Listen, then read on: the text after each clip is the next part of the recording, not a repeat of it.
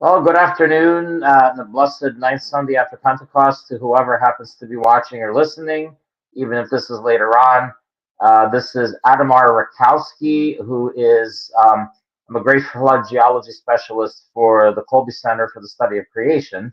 Background-wise, I am Ukrainian American. I'm the kid of World War II refugees, born and raised in Philadelphia, PA, bicultural, bilingual, biritual. We had I'm guesstimating about 50,000 of us living in Philly. So I was immersed in Ukrainian culture and also in American culture. So I've learned to think outside the box and to question narratives unless there's a solid data set to back them up with. So that's so when it comes to old or young Earth, I question narratives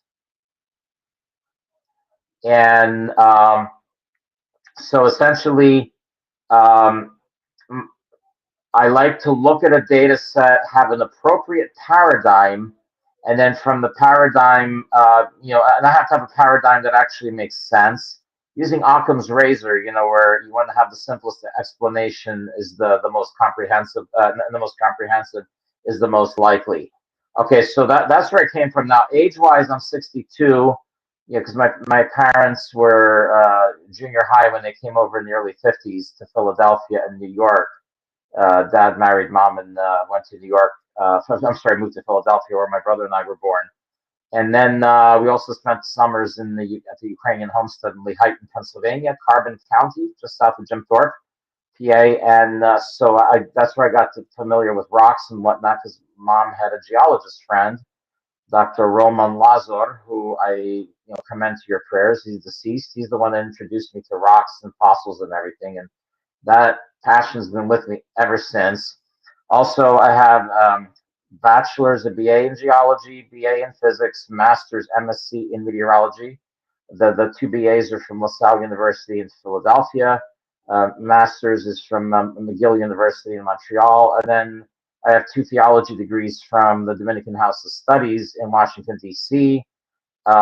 One of them is a Sacred Theology Bachelor's, STB, which is roughly equivalent to a secular master's, and then a Sacred Theology Licentiate, which is stronger than the master's, but not quite a doctorate. So I'm qualified to teach in the seminary. And the Dominican House of Studies is actually as a pontifical faculty of the Immaculate Conception in DC, very Thomistic oriented. Okay, since we're having technical difficulties, my host is sending me questions via text, and I'll be answering them. Okay, so first off, I do work besides taking care of my elderly and almost invalid mother more than full time. I work part time remotely for the Colby Center for the Study of Creation, which is Kolbe, Kolbe, like Maximilian Kolbe, so kolbecenter.org. They're headquartered in Mount Jackson, Virginia, run by Hugh Owen. And pretty much all of us work remotely. He's the director, but pretty much all of us he's out in the country, and I'm out in the country too, in Ohio. So we're all scattered, but we maintain contact electronically, as I'm doing now with my host. And now regarding geology, um, the main thing is observe, know some principles about how rocks form or deform and so on, and also check your paradigm. Okay. And another very, very, very important point, data set. Don't look at people's credentials. They're helpful, but they're not the whole story. No matter how many doctorates somebody has floating behind the name, I have alphabet soup. Uh, if all of that is worthless unless I can produce data to get to back up my point, my assertion. Okay, another question here. Hang on. Now, Tucker Carlson, who pretty much everybody and his grandmother knows from media, He just had a program today, which as I was doing dishes for the family, I tend to do that on Sundays.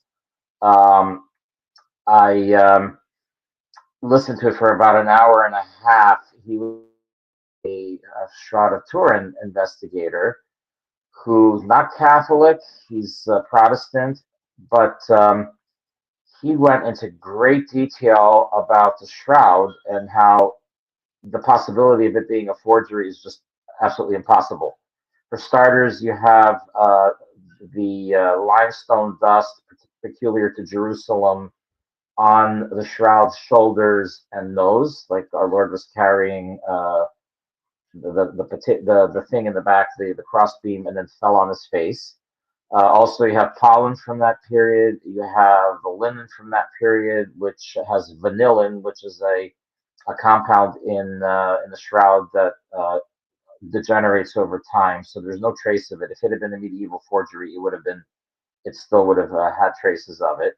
Also, the image itself is only um, the image itself is only like a micron or two thick. So you're talking one or two strands of the 100 or so that make up each fiber. So you could scrape it easily off with a razor if it were possible and not damage the shroud. It's so thin. And then there's blood, AB. There's blood when our Lord was still living, post-mortem blood, because blood separates after he died, and all sorts of other evidence to essentially show that it's the real McCoy that's actually our Lord's shroud, because no forger can put all that together. Also, it has a three-dimensional thing. If you do a three-dimensional scan of it, it has a three-dimensional appearance, which no photograph or painting is capable of. And also, to produce that kind of image in the shroud would actually require a very, very, very high energy source. I forget, he has a really, really majorly high number for the energy content. But at the same time, it would have it would have it would have scorched the thing or burned it outright. So all this stuff is pointing to it being authentic. Now the date that they did, there's supposed to be 7 labs. Only 3 of them did the actual dating, and this was with the permission of the House of Savoy, who had the shroud in their possession in oh my goodness, for like at least half a millennium. I think 700 or 800 years, and they permitted it to be carbon 14 dated, and then it was given then bequeathed to the Catholic Church at that point, where it still is in the Basilica, I think, of St. John the Baptist in Turin, or the cathedral. I forget what the particular name of that church is, title wise. And also, what happened is that they said that it was like 12 something to late 1300s.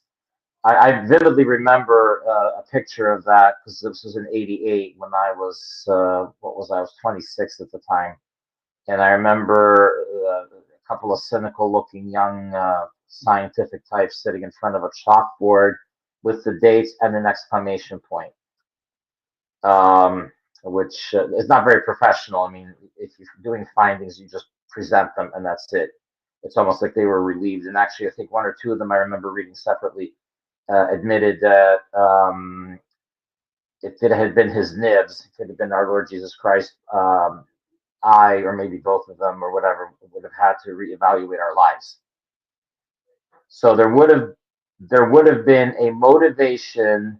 There would have been a motivation for them not to have it authentic. And it turns out that for 29 years, I don't know if it was the British Museum or Oxford or a combination, they kept a lot of the data suppressed, and somebody did a Freedom of Information Act equivalent in Britain request to find out why, what they were hiding. And it turns out that the piece of shroud that they had taken to date was actually from a corner. So it wasn't the original shroud, it was a repair from the Middle Ages, which had cotton fibers. And there were no cotton fibers in the original linen in Palestine at that point.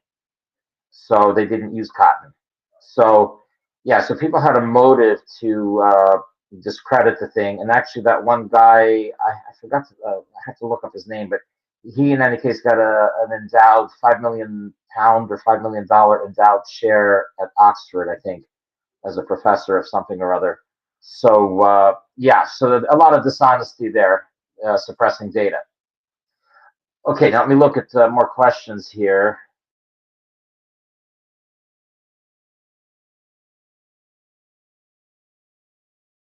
Uh,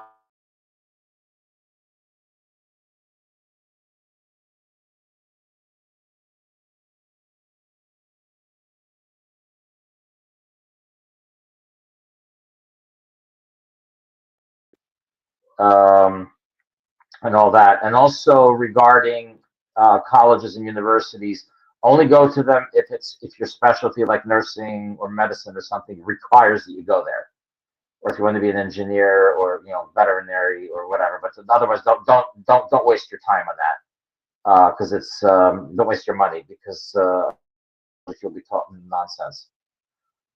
Okay. Um, okay, and yeah, they covered up regarding the Shroud. Um, they covered up essentially what sample they took and what the results were, except for the one range of years that they did. So, which is dishonest. And at 29 years, they kept it hidden until somebody finally pestered them enough to reveal it. Almost 3 decades later. Yeah, in college, university, again, I already said, don't waste your money on it unless it's some profession you're going into that absolutely requires the training. Okay, now Young Earth, that came after my geology work, because I went to a Catholic university, at least Catholic in name, um, and it was LaSalle University. LaSalle College became a university right after I graduated in Philadelphia, PA. And I was told, evolution's fine, and Genesis is myth. I learned that elsewhere. But what started me doubting was, I don't know how long after it was, but maybe I'm guesstimating about 10 years. The first cracks appeared in the armor, so to speak, because we had a railroad bridge on 10th Street and Charlton Avenue in the East Oak Lane section of Philadelphia. And that 100-year-old railroad bridge, which had freight and commuter rail, slightly cracked, and it had a stalactite hanging from it. It was about 3-4 inches long. And I'm like, wait a minute. The cave tours, at least back then they did, it takes thousands of years to accumulate these things. And here this thing was less than 100. So that started me doubting. But the problem is I had no paradigm to account for it. How do you take that? So the long time frame started to crumble, but I didn't have a paradigm to explain the Great Flood, and so I saw all this stuff, all these strata, fossils, and all that, and I was believing what Genesis said, but I couldn't connect it with the science, with the actual physical observations. And our place in the mountains, I had a lot of sandstone, some of which contained uranium, and we had glacial deposits on top of that. So plenty of stuff, and coal measures, and it was a fascinating, geologically fascinating area.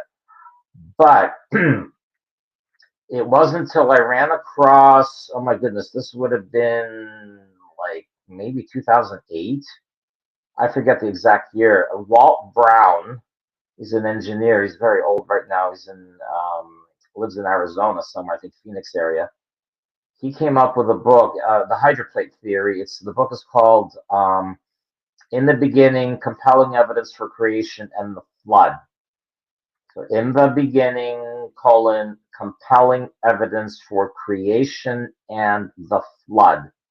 He has a theory called the hydroplate theory, which is extremely comprehensive. It's a paradigm that once I saw it, I embraced it wholeheartedly because it accounted for pretty much everything, including asteroids and meteors and everything. There's all this brouhaha, like, oh, they got organic matter on them, and oh, there must be life on other planets. It's like, no, this stuff is from Earth. It's just coming back home, so to speak. So I could explain that theory in detail. That'll depend on my host. And I think there's one other question. I think I covered all that. And the book is actually available for free in an online form at creationscience.com. Creationscience.com. Okay, and if in case I didn't mention the Kolbe Center website, Kolbe Center, KOLBE Center.org. Okay, no capitals, no spaces for either of those websites. Creationscience.com, KolbeCenter.org. And yeah, and so now I'll await further questions from my host regarding the geology of the Great Flood in general. Um, and also, I okay, here we go. Let me just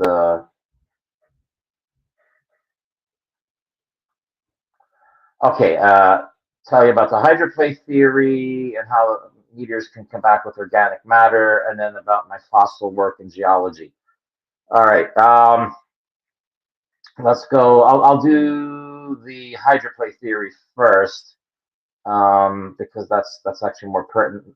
My geology work has been mostly amateur, not professional. I did teach geology as an instructor, as an adjunct in La Salle University after I did my master's for several years.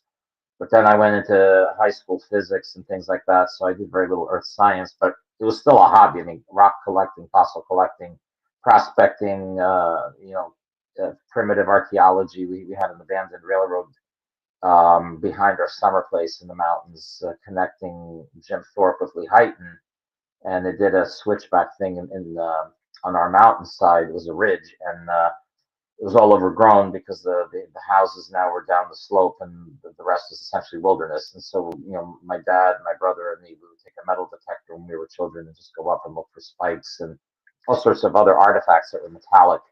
Plus, the lumps of coal. There's some old railroad ties that were still around on that path. And yeah, so that's essentially, I've learned to look at the ground a lot. And so, usually when I travel, I take a look at the ground, pick up rocks and all that. Now I'm trying not to hoard stuff, so I give stuff away. And so my rock collection is very, very small now. At home, there's only like 3 slabs from the Paluxy River in Texas. And I have another chunk that's at the Colby Center headquarters after our retreat, which those are all going to be given away. And if not useful, I'll just pitch them. But anyway, regarding the hydroplate theory now, so that hopefully sums up my geology work. The hydroplate theory, remember, for any paradigm, you have to have initial conditions. Okay, and initial conditions, you can make them anything you want to be, because basically you take your observations and you reverse engineer them backwards. How you reverse engineering? You go backwards and figure out, okay, what kind of situation would have given rise potentially to what I'm observing? Okay, so what Walt Brown did is he assumed that the interior of the Earth was mantle material, basically magnesium, iron, silicon, oxygen. So basically olivine, peridot, basically basalt, what you have like coming out of Hawaiian volcanoes. Okay, but with even less silicon. So that was the sphere. Then you had a layer of water about a mile thick all around the Earth globally. And then you had a shell of granite covering that water. Okay, and that water was the granite didn't just float around everywhere. It actually had pillars, like the Bible talks about, because it sagged in places and touched the basalt floor. And so 60 miles of granite, that's a lot of pressure on the water, by the way. And then on top of that granite, you have a bit of dirt, but you had, the pre-flood humans, all sorts of critters in great abundance, and a lot of plant life, okay, which is accounted for by the vast cold measures all over the world. I mean, you pretty much go on every continent and you find them. Australia, North America, South America, Europe, Asia, even Antarctica has it, as far as I know.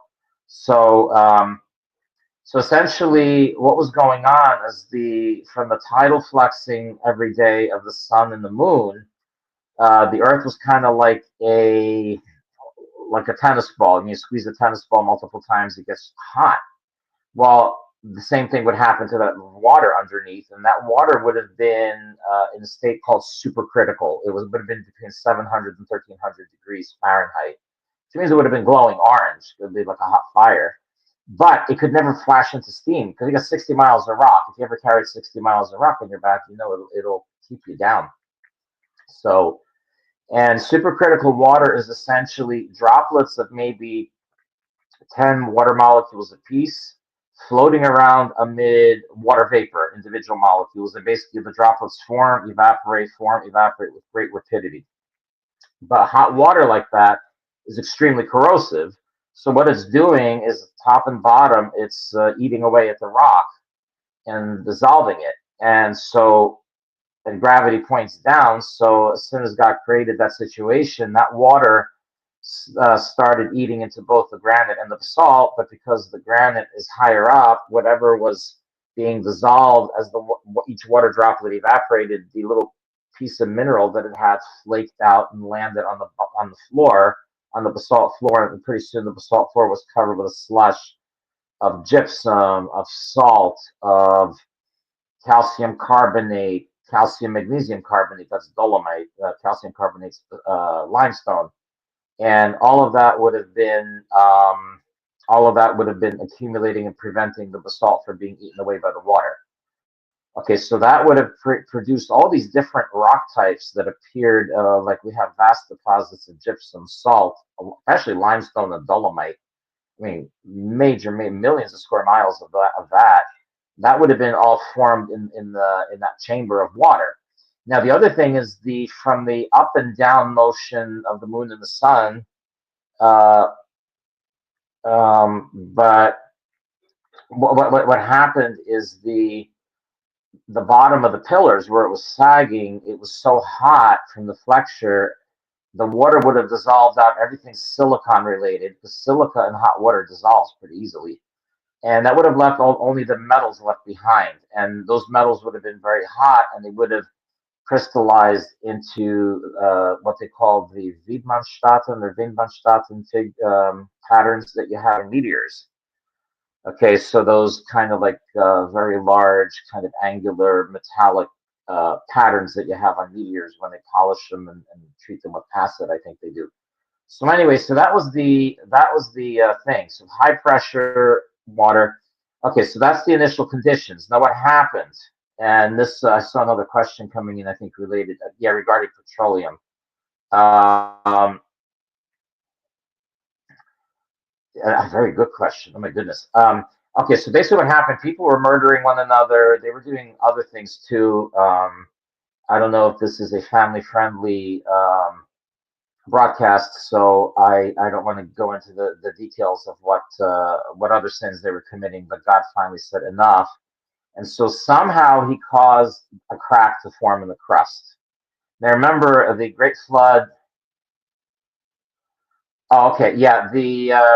Let's just say men were marrying, and you can beat this out if necessary, I suppose. Men were marrying other men, and they were marrying animals. Okay, if you look that in the second book of Enoch, it's talked about, and then the book of Yasher, Jasher, has talk about men and women, men not wanting to have children. So people were not having children. We had the very wrong type of false marriages, and then on top of that, you had everybody, a lot of people murdering one another. So it was horrible. So God finally had enough. So He created a cataclysm. He permitted a cataclysm to happen, not a catastrophe, cataclysm, a total overturning of the world, where everything was just devastated. I mean, nothing original from the surface of the earth remains. Nothing. And so essentially a big crack developed under from connecting the water chamber to the surface. It went all around the earth like 2 miles a second until it totally opened up like a big baseball seam all around the earth. That water was coming out like a power blaster. And remember, 60 miles of granite. Granite can support itself as a cliff for maybe 5 miles, not 60. And so as soon as the crack opened, the granite started collapsing into that chasm and crumbling. And then the water blasting out at supersonic speed was crushing it and powdering it. And a lot of the water went up into space, and like out of a tire, air out of a tire, it cooled off and started falling as torrential rain. I mean, like blindingly torrential rain. And at the same time, some of it was oozing sideways from the crack. And of course, the pulverized rock, a lot of it would be going sideways, some of it would be going up and down. And so you ended up developing sediment. And of course, the sideways water would be uprooting trees, killing critters, and creating vast vegetable mass floating around, which later settled to become coal. And so at the same time, the edges of that crack are fluttering up and down like a ginormous water hammer, like you have in old plumbing, with the kind of the boom, boom, boom, boom, boom type thing. And and that was actually helping sort the sediment out to some degree, like you have with mixed nuts, where you shake the canister up and all the peanuts go to the bottom and all the Brazil nuts go up the top. It was that kind of thing. So it's to help sort out the dead animals, and also um, the crack kept widening and widening, and the sediment kept accumulating on the rest of the surface that wasn't on the crack. And what also happened is the water, because of the water hammer, was coming out in tsunami-like pulses, big ones and little ones.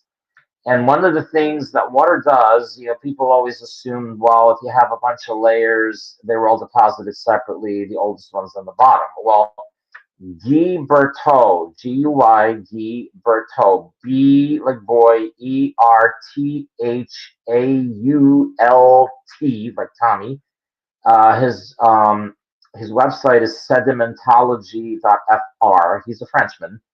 He studies. He took these plexiglass channels, and he would run currents of water through them at various speeds, and he would mix different particle sizes, and so he would end up seeing what happened. And it turns out that if you mix the particles and have you have a water current, it'll actually deposit a whole layer cake. And just show with my finger straight across.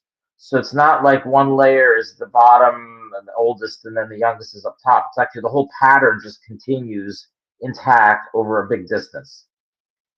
Okay, so you had a lot of individual layers from individual pulses of water, but if you had a continuous current, it would be coming in at sorting everything sorting everything out. Okay, I'm gonna have to hang on. I want to finish off the whatchamacallit, the hydroplate thing before I get to the other questions.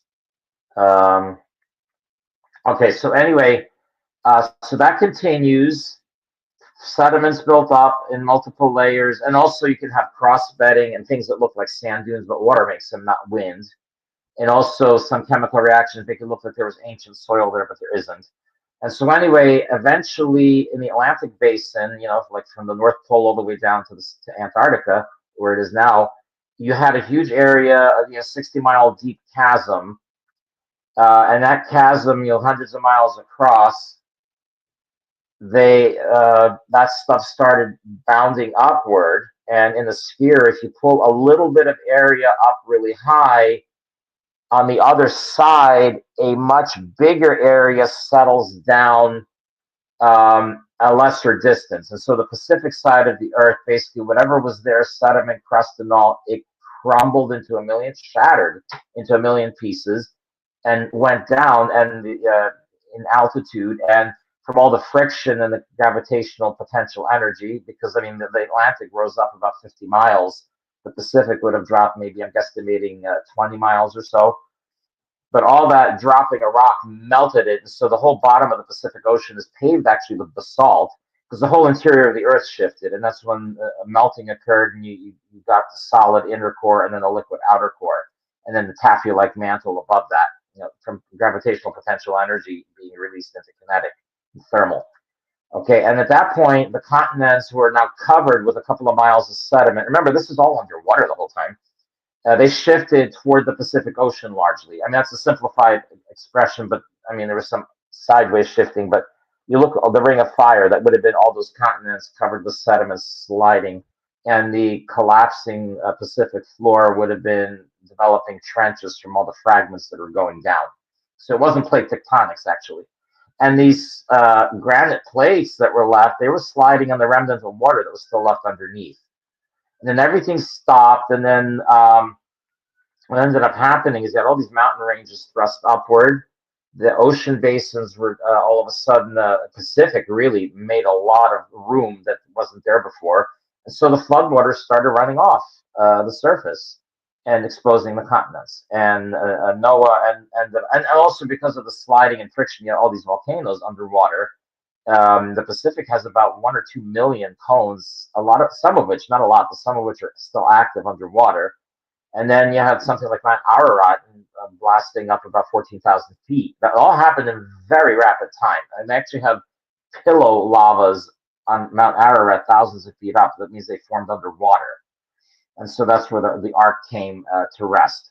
Now, two questions. One is about how the ark survived gopher wood, and the other one is how uh, petroleum. Okay, I'll start with the ark. Gopher wood, actually, the theory that I heard from the Creation Evidence Museum in Glen Rose, Texas, is that because there was no petroleum back then, before the flood, what Noah did is he essentially took sap from a couple of trees, different types of trees, boiled it, and he would immerse all the planks into it, where the sap would just soak directly into the very fiber of the wood, and it created not only a waterproof surface but a waterproof interior.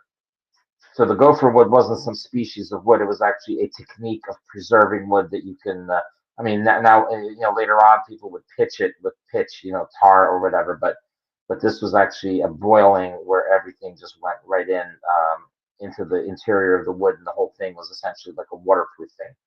Now, as for petroleum, you had a lot of animals that were actually entombed deep down in the sediments, and when you put heat and pressure on them, they turn into petroleum.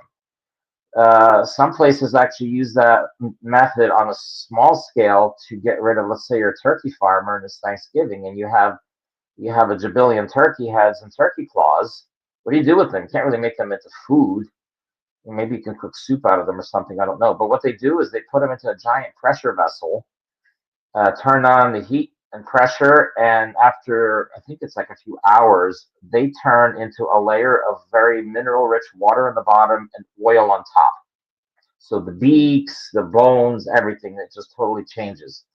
And so you have no recognizable turkey stuff at all. And you could do that with all sorts of animal material.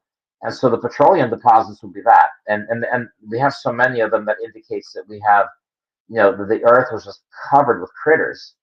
And then the coal deposits, I mean, the wood floats, so that would have been floating on top normally of the sediments and then get buried by later ones. And so it didn't go as deep as much as a lot of the animal stuff did.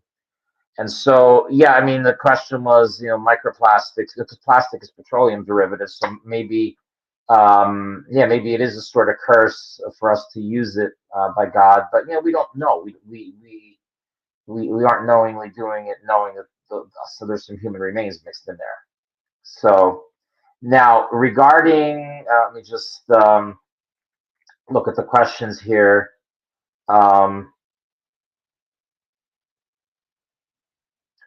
Okay, now regarding asteroids and comets, the water was going out hypersonic, so it actually blasted quite a bit of material into space, which coalesced into our asteroid belt and also into various meteors and comets and meteors. And so basically, when you have living things on the Earth and you got rock blasting off the Earth, you're going to have pulverized animal remains or plant remains on the thing, and it'll keep. When they come back home, you're going to find these organic molecules inside. You're not going to find the creature itself; it would have been pulverized, but you'll find traces of organic material on those things when they fall back to Earth.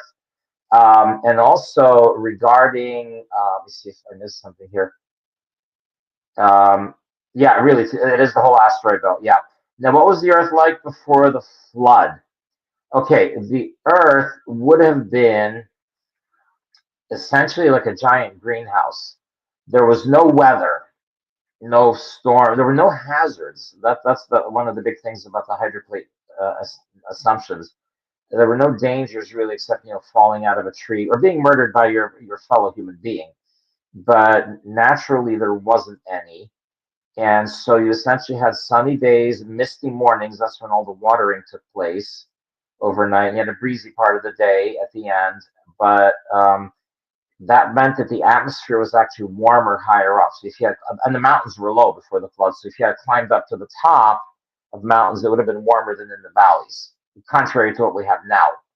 You go on top of Mount Everest, you're freezing and suffocating, and you go down into Nepal's lowlands. I mean, you've got jungle. But yeah, that's not the case. So essentially, the Earth was very warm, not like hot and humid, probably a comfortable temperature, no weather. That's why a rainbow was a new experience to Noah, and of course all the ice age stuff was totally unknown. These people had no idea what snow and ice was. I mean, unless they artificially made it with their technology. The other thing is, Earth would have had a very high magnetic field. I mean, not to the point of killing people, but it would have been a lot higher than now because you can measure the decline of the magnetic field now and do an asymptote. You go up a curve straight up and get to where it originally started. And so what that did actually is it would have kept any harmful rays or whatever particles coming in from space. The other thing also is the animals were not dangerous like they are now. I mean, the University of Nebraska in Omaha did a study with snake venom, and I forget which snake, or snakes, but when the magnetic field was applied to the venom, it unraveled the protein and made it harmless. So essentially, since everything was plant eating back then, including the people, it is conceivable that the magnetic field is what kept everything from being poisonous. Okay, and then you're wondering, okay, well, what about the snakes and the spiders and all that? Well, and I'm not forgetting the question about the technology. Um, Spiderlings now, to the best of my knowledge, when they come out of their eggs, they're so tiny, there's no insects for them to eat that are big and small enough. And so what they do is they capture pollen with their webs, roll it up, and then they inject their venom into the pollen because it's really digestive fluid. They digest their food on the outside for the most part. We do ours on the inside, and so essentially what very likely the spiders did before the flood was capture pollen on their webs because the plant life would have been very lush year round, at least in the non-polar regions, and then they would have eaten the ball of pollen, injected their stuff, and I think that's what snakes would have done too. They're the ones with their fangs that actually have venom. I'm guessing here, but they would have likely gone and injected their venom into fruit, like oranges or lemons or something, turned it into a nice mush, and then swallowed or made the fruit soft, and then swallow the fruit whole, and then have like a porridge in their stomach instead of a tough fibrous thing that a fruit normally is. Snakes don't have chewing teeth like we people do, the humans, and so yeah, so that's so you look at mosquitoes probably would have been just simply feasting on plant juices, and I would say even the same thing with ticks. So all this noxious stuff was not noxious. Oh, and I'll just finish off with dinosaurs. T-Rex. And again, this is a data set you can verify for yourself. Look at their teeth. They look scary. Look at a skull of a camel or a hippopotamus that eat plants. They're horrific looking. Their teeth are nastier looking than that of a T-Rex. And also, you got those little arms that a T-Rex has. What good is that for capturing another dinosaur? That's just totally impractical. But the plants back then, you look at the dragonflies, they're like 3 foot wingspans or a foot and a half, something ginormous. Plants would have been a lot bigger too because it would have been a very comfortable climate, and the atmosphere was denser and more oxygen. We have about 20%, they're guesstimating would have been like in 32% range. So things would have grown huge. So imagine T-Rexes really being plant eaters, um, grabbing bamboo that would have been like 100 feet high or whatever, snapping it with those little arms, and then using that big jaw to munch on it like celery. Imagine it eating a stalk of celery. Or a stegosaurus. I think they're correct in identifying it as a plant eater. It has those 4 big spikes in the back, and it's got a very long neck. So it could have taken those spikes, bent tall grass over, and then turned the head over and just started chowing down. So these critters all would have been largely harmless back then. Okay. And so now regarding technology, remember people back then, I mean, you either take Genesis literally or you don't. If people are telling you not to take it literally, they better have a good data set to tell you why not. And Wellhausen and all the people that were denying the literal truth of the Bible, I mean, their data sets are lousy. I mean, you can go through it and including the so-called JEDP hypothesis for Genesis, which is that's a bunch of bunk. Um, and I can cover that later if my host reminds me. But anyway, people were living 900 years, 9 centuries. Imagine what you can invent by yourself in 900 years and not 90. And then at that point, you have like 6, 7 generations of descendants helping you out too. That's just the synergy there would have been amazing. So the technology of that time would have been really advanced. But we have to remember, very important, and I'm wagging fingers at people here, do not assume that technology is equivalent to a cell phone or a bunch of wires or transistors or microchips. Technology could be something really simple, like you go to Guatemala or you go to Central America, and they have these, I mean, hot and humid conditions year round, high 80s, sticky, but they have these air ducts all over the place in their large buildings that actually keep the building comfortably cool from the way they cleverly manipulate the air ducts and how it captures the wind and all that, and of course the heat of the sun and everything. So these people could have had something amazing that might not necessarily be wires and metal. It could have been other stuff. But the point is, they weren't using it for God's glory, and so God had to obliterate it because people would be going to hell.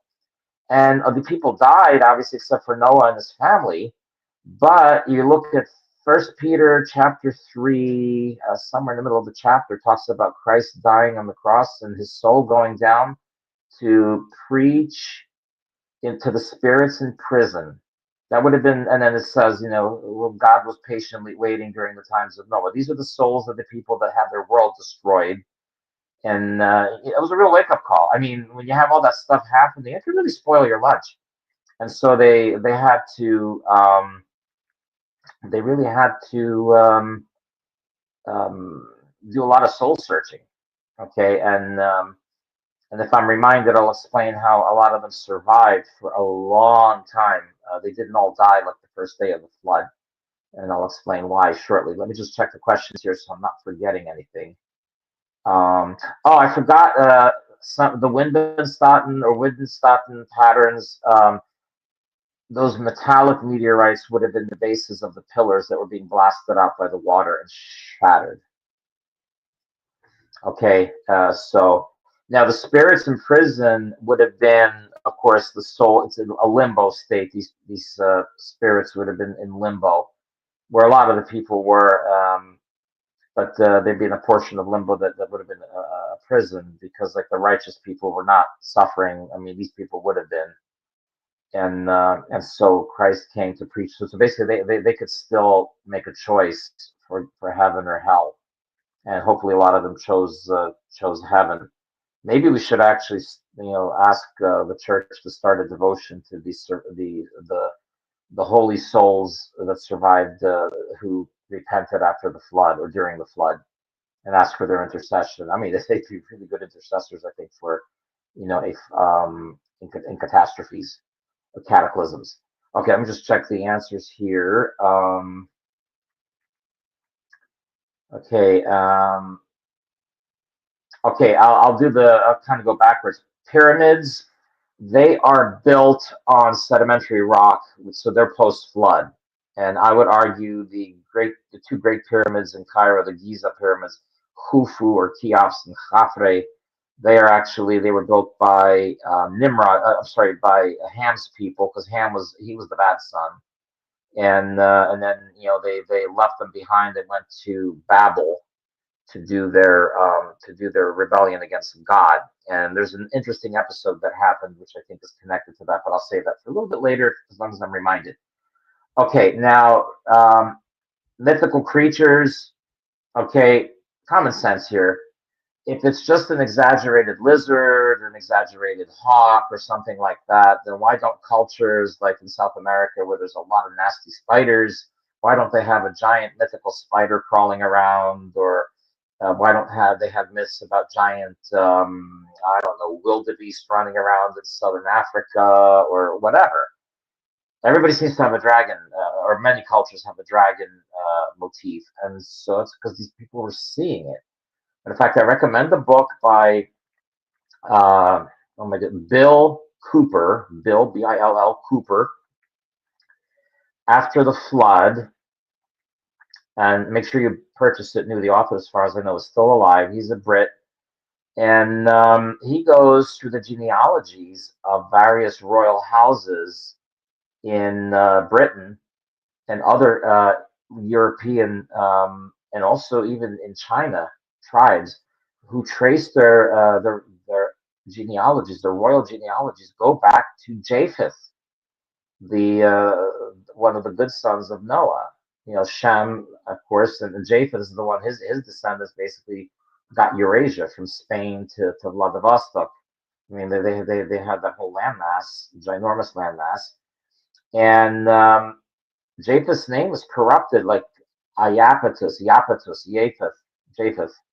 Then you got Eupator, Jupiter, Japheth. And then you go through all the others. I mean, he covers the Saxons, he covers the Welsh, you know, the Brutus's descendant, not the Brutus that murdered Caesar, but the and betrayed him, but Julius Caesar, but the Brutus who the whole Brutus of Troy, who moved his people from Greece up to Wales and the island of Great Britain and settled there. And so basically, they're the ancestors of the modern Welsh. And then the Angles and Saxons came from the east, the Germanics, and drove them into Wales, a mountainous stronghold. But that's why Britain is named after Brutus, the island of Great Britain. Yeah, that whole island, Wales, Scotland, and England are actually Great Britain is the name of the island that they all sit on. And so anyway, but that book I highly recommend. It's easily available online, and it's pretty cheap. It's like $20 or something plus shipping. So I highly recommend getting it. But he has a really neat chapter about Beowulf, and he does a linguistic analysis of the various creatures that are listed in that poem, and a lot of them are dinosaur-like creatures, including Grendel. Grendel was actually, in his analysis, which I agree with 100%. And I'm getting a request again. The book is After the Flood by Bill Cooper, Cooper, Bill Cooper. So you just look it up online. It's pretty cheap. But anyway, in Beowulf, there's all these creatures there that are dinosaurian, and Beowulf spent a lot of time clearing the waters in Scandinavia between Denmark and Sweden and whatnot, because I mean the Vikings were terrified of these critters.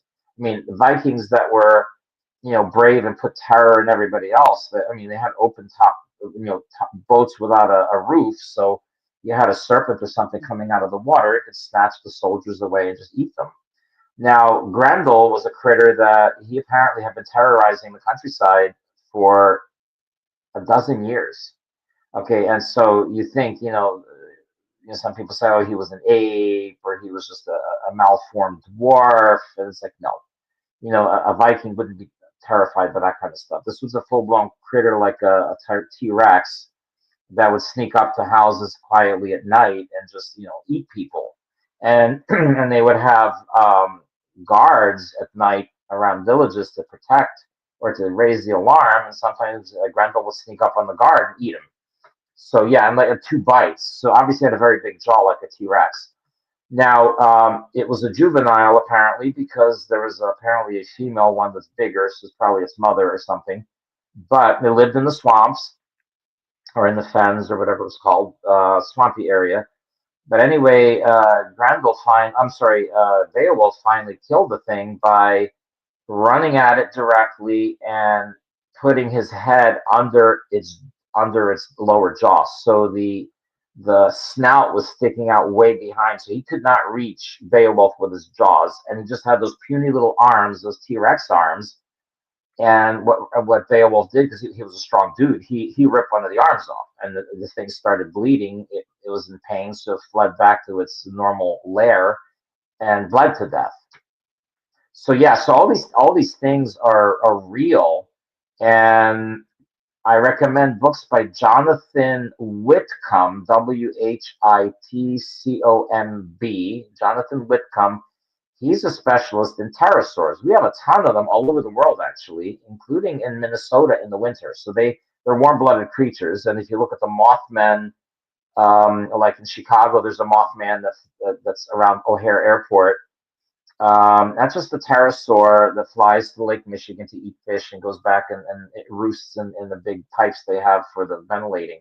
The O'Hare is ginormous, and people can see it, and you have the thing. Excuse me. You have the thing standing upright. It's got wings like a giant bat, but when it hangs them down, it looks like a human being with a cape, because it's got two legs, because the claws are actually with the wings, and so when they're hanging down, they just look like arms in front of a cape. And then it's sunset.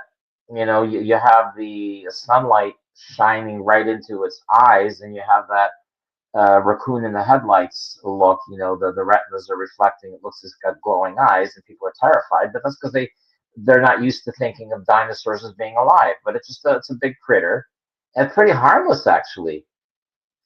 Um, and so, oh yeah, it's I just got the comment here. Yeah, a butcher like mess. When you tear a limb off, especially if it's a living creature. Yeah, but yeah. So the Mothman at Point Pleasant, was it West Virginia, across a river from Ohio, southeast Ohio. They have actually one of the mom's uh, physical therapy people said that she's from Southeast Ohio, and says there's a lot of Mothman stories there. And actually, the Point Pleasant is actually an old munitions depot, which I think is abandoned. It's got all these teepees like you have for road salt. And apparently, these critters roost there. And then they go into abandoned mines, which are plenty of them in Southeast Ohio that have openings or whatever. So yeah, these things. Um, they're going around. They're around. I mean, so we have dinosaurs even now, and there's Mokele-mbembe, which is it's in the Congo, the Brazzaville Congo, the smaller of the two Congos. That's you look at a satellite view of the country. There's almost nothing there in the middle. The Likuala Swamp, Likoula. Brontos wandering around. Um, but anyway, they brumate in the dry season. They go into caves, seal themselves up with mud, poke out a breathing hole, and just kind of rest there until the rains start again.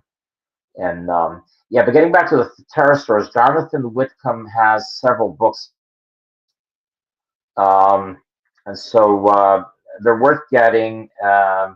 Pray for him. He's a Mormon. He needs to become Catholic. But I talked on the phone with him at length, and sounds like, and I mean, he's really consistent. But yeah, I really wish him the beautiful grace that we have as Catholics. And okay, and then so that's him. And there's also a book about the critters. I forget what the name of the guy is. He wrote the book Missionaries and Monsters. It's a short little green book, dark green. A very easy read. I mean, children could read it. They may get scared of it, scared by the stuff in there, but it's an easy read. And the same author wrote one about the African various dinosaurs. So that's worth spending the money on. And none of these books are expensive. And, they'll come to your house really quick, even if you get the cheap mail. Okay, so let me just expand this again.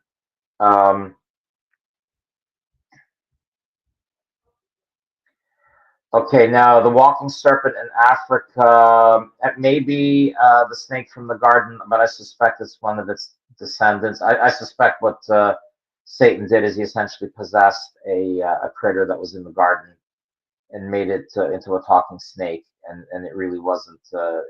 Otherwise, it wasn't meant to crawl on the ground, but because of the satanic operation there, God got Persia, and its descendants to be, belly crawlers. Um, no, I would say no, because these the prank in Africa, no. There's too many of them around, and there's traces of them that you can see, the big and whatnot, and the pygmies. I mean, there's multiple villages of pygmies and everything, so these people could have been, they could have correlated stuff. So I wouldn't say it's a prank. Maybe one time it was a prank, but a universal one, no, absolutely not. Okay, difference between dinosaurs and dragons. Yeah, that already answered that. They're basically, if you go to Vance Nelson, VANCE, like J.D. Vance, our vice president, that's his first name, Nelson, like Nelson Rockefeller or Lord Nelson or whatever. Has books about, it's called, I think, Dire Dragons. And he talks about, shows various examples of medieval and other arts showing these various dragons, and actually they're correlatable to known dinosaur species. Okay, and then let's see what else. Yeah, and the pyramids were post flood, and I could do a whole talk on them too. Um, I can't stay on much longer because one of my godson is visiting right now. But yeah, and then we can talk about faith. Why don't we end right here? And okay, so that'll be the last question here. Okay, I've been encountering a lot of creationists outside the church, a lot of revolutionists leaving. How do you? Okay, the problem with evolution in the church is because you had fools, or arrogant fools like Teilhard de Chardin, and other people basically assuming that, and modernism in general, it assumes that doctrine can evolve like the evolution theory states. Modernism is essentially evolution meets theology. So things can change into something totally different. Not be refined for a better understanding, but be totally different. You can have a mutt breeding and coming up with a Great Dane or a pug, but it never breeds and produces a frog or an oak tree. Okay, that's what modernism does. It's making oak trees out of frogs and Great Danes out of salamanders and things like that. It's idiocy. It's absolute idiocy because it denies metaphysics. You have to have the potency initially. Okay, and then bringing God into it. Oh, he performed the miracle. God doesn't do miracles cheaply. He does them in absolute necessity. He set the physical laws for our sake, for our intellects to use. And it'd be an insult to our intellects. He gives us intellects, and then he's capricious. Hang on, Mom, I'm on an interview. Okay, and so if you embrace evolution as a Catholic, you're ultimately evolution basically says nothing makes sense, everything's random, and essentially what the church teaches is mythological. Yeah, you're going to leave. Okay, so the evolutionists would leave the church, and so basically because it creates an unhealthy philosophy. So I don't know if I answered that fully, but anyway, and yeah, God keep you too, my brother. Yeah, we were having. He can hear me, I can't hear him. So okay, so remember our most gracious. So Saint Joseph, pray for us. Remember our most gracious Virgin Mary, that never was it known that anybody who fled to your protection, poured thy help, or sought thy intercession was left unaided. Inspired by this confidence, I fly unto thee, O Virgin, the Virgin is my mother. To thee the way come, before thee I stand sinful and sorrowful. O Mother of the Word incarnate, despise not my petitions, or our petitions, but in thy mercy hear and answer us. Amen. In the Father, and of the Son, and of the Holy Spirit. Amen. All right. So, okay. Oh my goodness, a solid hour. Solid hour. Oh, okay. Economics and hope in modern life. If you cling to the, oh, you're going to add it. Never mind. So, okay. So I turn the thing over to you now. All right. God bless, man. Bro hug, and we'll talk soon. Bye bye for now. Okay, I'm getting off here.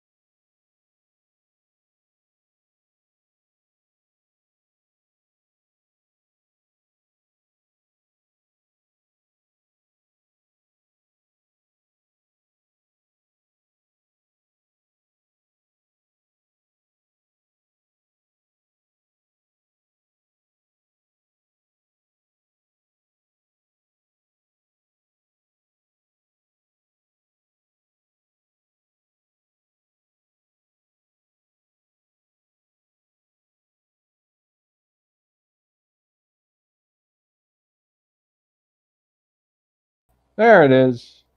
Now it's working. All right. Okay, good. Um, do you hear me? I might show up in a second because I added myself. See, you touch buttons. Okay. Well, it looks like this is working. I just wanted to say that everything I talk about is usury and whatnot. No camera, and I don't want you to see my children. And that's a good friend of mine. I've done a lot of work with creationists in the past. I think it's an extremely important thing inside the Catholic Church. There we go. Okay. Um, but now you can hear an echo, so that's not good. But I think it's an extremely important thing inside the church. But since God have put me outside to talk to people outside the church, I don't think creationism is the best way of converting people. So that's why I don't bring it up that much. But I do think I'm gonna have to end this. It's just too much chaos.